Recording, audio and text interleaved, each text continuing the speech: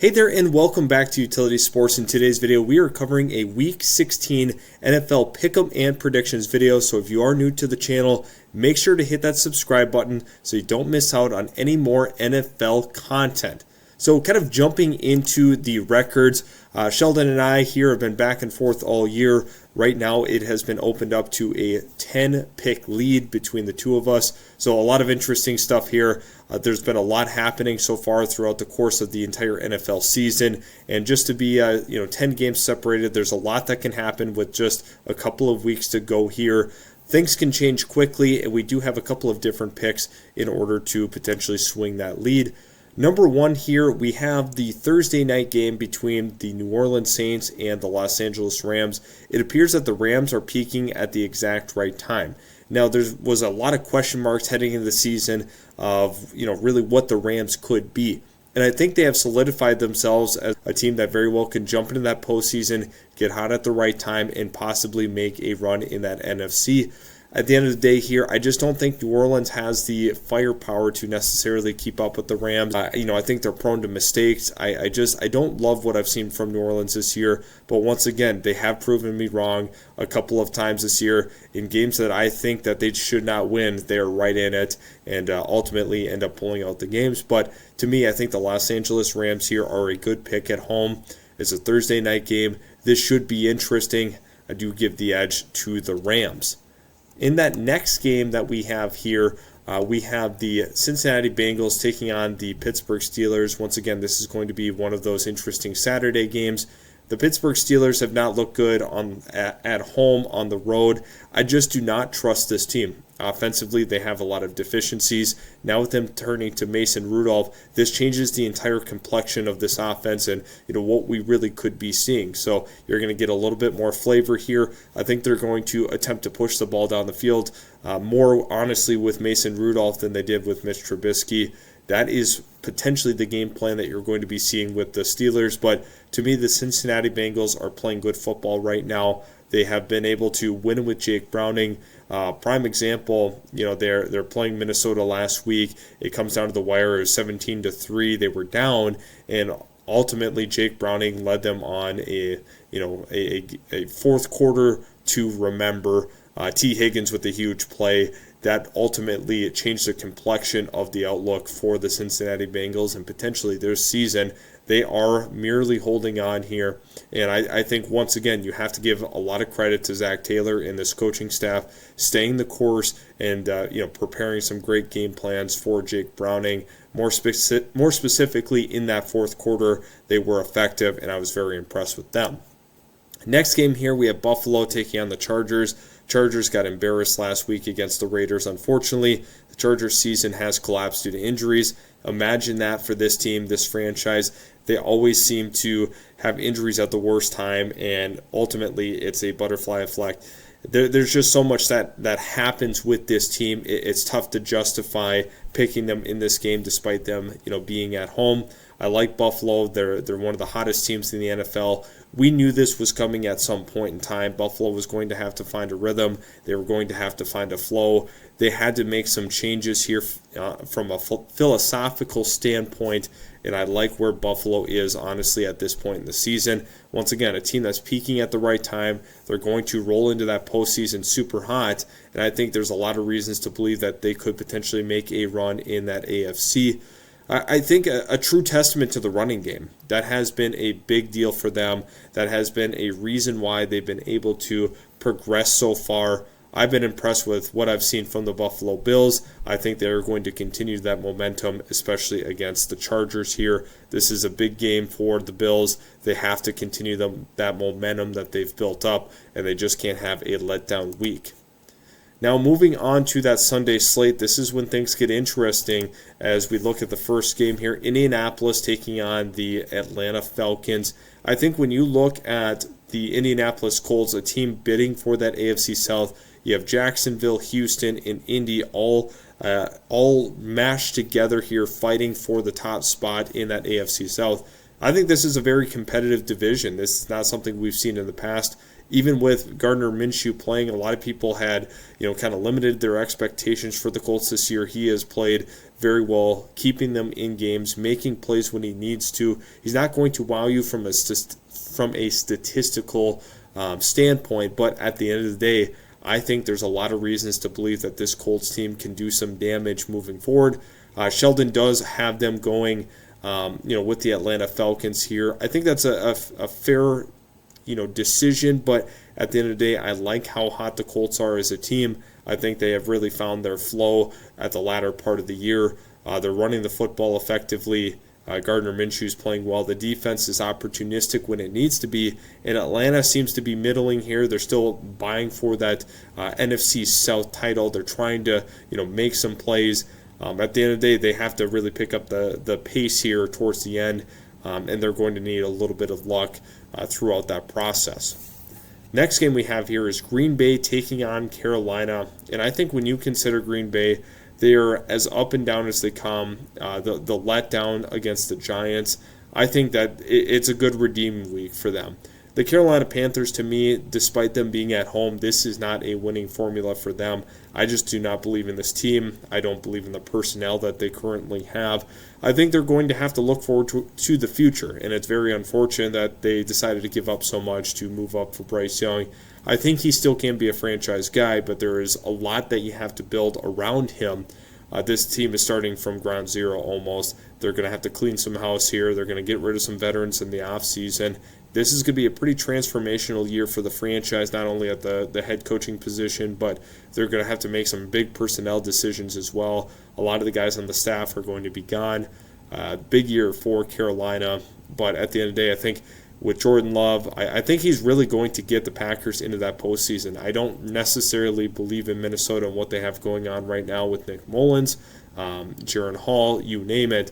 I think Green Bay is one of those sneaky wild card contenders that's going to, really propel themselves this week. It's going to be a great game for the Packers, despite them being on the road. I have a ton of confidence in Green Bay. I think they're actually going to put up a ton of points as well. So fantasy implications are going to be a factor here. Next game that we have is the Cleveland Browns taking on the Houston Texans. We both opted to go with the Browns, and for the sheer fact of Cleveland's defense is so tough, I don't think Joe Flacco is going to make the mistakes that he had made last week. That was a big factor in their loss. They're not going to turn it over as much. And I think when you consider the Cleveland Browns, they're one of the toughest teams to gauge on exactly where they're at. Their offense just has to be a little bit more complementary than they were last week. And I think against a Houston team that has to find their footing, they have to try to deal with all the injuries that they've dealt with, especially at that receiver position. Tank Dell going down for the year is a big loss for them. The health of C.J. Stroud is once again up in the air. I think this team can win. I absolutely do, but this was probably one of my harder picks going into this week. I think, once again, Cleveland presents a very, very good opportunity for themselves in that AFC North to continue to bid potentially for that crown, which is going to be tough to overcome what Baltimore's done so far this season. For the next game here, we have the Detroit Lions taking on the Minnesota Vikings. This is an interesting game because I think when you look at the two teams, complete opposite directions on the franchise trajectory. I think the Minnesota Vikings are taking a little bit of a down spiral. I don't love what I've seen from Kwesi Adolfo-Mensah, their general manager. Detroit is obviously an ascending franchise, an ascending team, and I think this is a very pivotal game for both squads. Minnesota Vikings have to get right here. They have to get back on track after a disastrous loss against Cleveland last week. And Detroit, I think, is going to have their number in this game. Despite them going on the road, it's a division rival. Minnesota always plays Detroit very tough regardless of what the roster looks like. But at the end of the day, I do not trust Nick Mullins. I do not trust this offense to effectively move the football. This is a tremendous defense. Brian Flores has done a wonderful job with this defense, but at the end of the day, I don't think it's going to be enough with an offense that is as lackluster as it is, lacking the true power that you need to overcome Ben Johnson's Detroit Lions. I think that is going to be a huge issue myself. I think maybe Minnesota can run the football effectively in this game, but I don't think it will be enough to overcome this Detroit team. Now we have the Commanders taking on the Jets, two of the hardest teams to gauge in terms of what you're going to get on a week-to-week basis. The Commanders have not looked good. The Jets have not looked good. It's a disastrous defense for the Washington Commanders. On the other side, it's been a disastrous output for the Jets. Despite them being at home, we actually both took the road team in the Commanders. It just seems like a game that they would randomly win here. I don't know if there's a perfect science behind trying to pick the New York Jets this year. They've been super tough to gauge. This is a legit defense. This is a terrible offense, oftentimes putting their defense in a very tough position to win football games. But at the end of the day, I think the Commanders are going to get the job done. It is a series of punts I think we're going to see during the duration of this football game. Probably some of them, I don't trust the Commanders to not turn over the football against this Jets defense. It's not going to be a pretty game. It will not be, but at the end of the day, we both opted to go with the Commanders. Next game we have here is the Seattle Seahawks taking on the Tennessee Titans. The Tennessee Titans are a mess. I think we all can come to agree that this team has to do a makeover. A once dominant team in that AFC South has now become slightly dormant. I just don't trust this offense. I don't trust them moving the football effectively. Seattle's been so up and down this year, I just don't know what to expect from them. But I think running the football is going to be the name of the game, leading into play action. Seattle has to run the football effectively. That has been the storyline of the season. They're going to need a ton of offensive output from the rushing game. They're going to need complementary football from the quarterback play. All in all, Seattle has to do a good job protecting the football in this one. Despite them going on the road, we do like these road teams here. A little bit more specifically this week. I'm just not in love with what Tennessee has done. I mean, every week that I pick them, they should win. They end up choking. It's frustrating to try to absorb some of these losses that Tennessee has, handed me throughout the course of the year. It has honestly hurt my overall pick'em record. So I'm sticking with the Seattle Seahawks. Next game here, we got Jacksonville taking on the Tampa Bay Buccaneers. Jacksonville has not looked good the last 3 weeks. They have looked atrocious. Baltimore, they just could not score. They couldn't kick field goals. They couldn't score in the red zone. It was a true disaster through and through. Had a hard time containing Lamar Jackson. And, you look at Baker Mayfield and how well he had played at Lambeau Field. That is one of those things that you have to come to expect of being a true surprise, and this is why the NFL has so much parity. No one could have guessed that was going to happen. The only opposing quarterback ever to have a perfect passer rating at Lambeau Field. I think it's incredible. It's a great storyline, but I think Jacksonville has to have a get-right game, and this seems to be the one for them. Could be a huge letdown for Tampa Bay, after coming off of a very exciting win. Jacksonville losing 3 straight. It seems like all the cards and all the momentum seems to be going towards the Tampa Bay Buccaneers, but that is not the case in this one. I think Jacksonville gets the job done. You're going to need to see a little bit more out of Parker Washington. I think he has to be much more of a contributor. Zay Jones, Calvin Ridley, all those guys have to step up in the absence of a Christian Kirk. They got to run the football more effectively. I think you can point the fingers a lot of ways in terms of whose fault it was for the season. In terms of this late collapse, we have actually seen that from some of these Doug Peterson-led teams. I think he's a tremendous coach, but there's just something about this stretch of the year where he always seems to find himself back at that 500 mark or near it. So we will advance from this one, but I don't think Jacksonville is a true lock. Now, next game here, we got Arizona taking on Chicago. Chicago continues to find some weird ways to win. I think the Arizona Cardinals are a team that's been competitive all year. To me, Justin Fields is going to have a big day here. Kyler Murray is going to be the same. I think this could be potentially a shootout for these two teams. We're not going to see some great defensive play, but I think some guys on the perimeter are going to create the big explosives that a team needs. To me, I think this actually might be a more entertaining game than people necessarily suspect. To me, I think Chicago is the slightly better team, not by much. They found some creative ways to win. I think it's opening up the playbook a little bit more for Justin Fields, taking some more shots downfield, trying to get him open in space, running the football. All formulas potentially for success for the Bears, and that is who I have in this one. Next one, I have Dallas taking on Miami, and if you want to call this the game of the week, I think that'd be almost absolutely fair to say that. You have an explosive Miami offense, you have a stingy Dallas defense. Dallas, after a huge letdown, I think is due for a recovery game. A lot of people were excited to see Dallas lose, Dak Prescott struggle. All of those things were a media's best friend. A lot of people enjoy watching the Cowboys lose, but at the end of the day, we do end up splitting here. I do take the Cowboys. I think this is going to be a bounce-back week. They're going to throw a lot of pressure at Tua, therefore could be leading to some turnovers in general. You have to consider the health status of Tyreek Hill because of right now he is questionable in this game. I do not have the information currently, so that could change at the time that you are watching this, on your YouTube here. But to me, I think it makes sense for Dallas, a get-right game. They have to turn the tide on last week. It was ugly. They did not play well offensively, defensively, but I think the Cowboys should be ready to go in this one.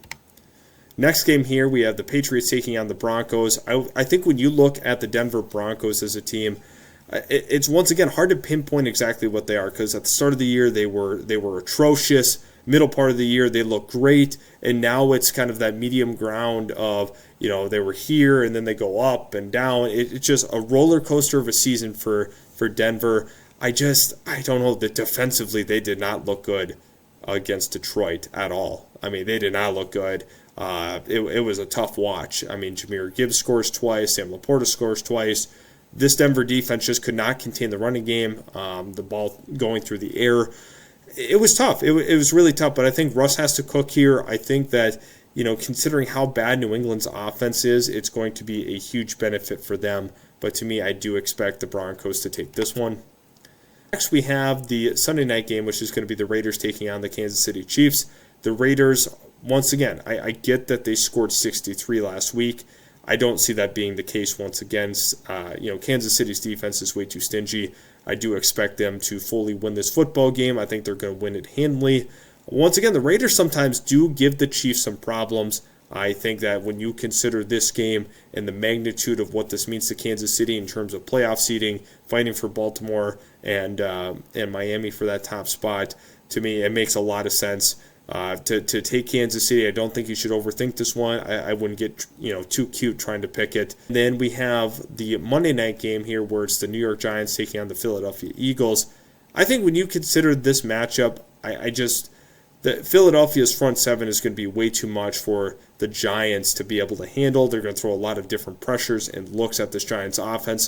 That is honestly rather inexperienced, obviously at the quarterback position, but having to try to make some plays out of that is very difficult. I think that Jalen Hurts, A.J. Brown, they're going to have a huge game. I think that, once again, on a primetime game, I definitely trust the Eagles in this one. There's not a lot to think about here. I think you should honestly go with your gut and go with the Eagles.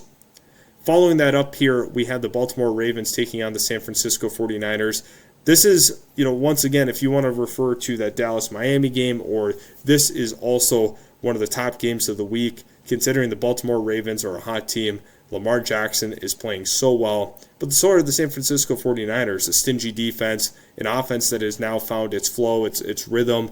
That is exactly what they need. They can run the football effectively, go out of play action, which is a true Shanahan special. They can do it all on this offense. To me, I think it's pretty clear taking the 49ers at home is a pretty obvious choice. Now, once again, Baltimore ends up beating a Jacksonville team, a very good Jacksonville team when they were on the road. I think that could be the potential case here for Baltimore, but I just don't see that being the true answer here. I do have my doubts about the Baltimore Ravens heading into San Francisco, who are currently playing so well. Another team that's fighting for bidding for a top spot in their conference. The 49ers have their work cut out for them. It's going to be a long game for them trying to contain Lamar Jackson, the running game. And Lamar as a thrower has progressed incredibly over the last couple of seasons. I think that's going to be the case here. San Francisco 49ers to get the job done. So I do appreciate you guys stopping by. I had a lot of fun recording this video.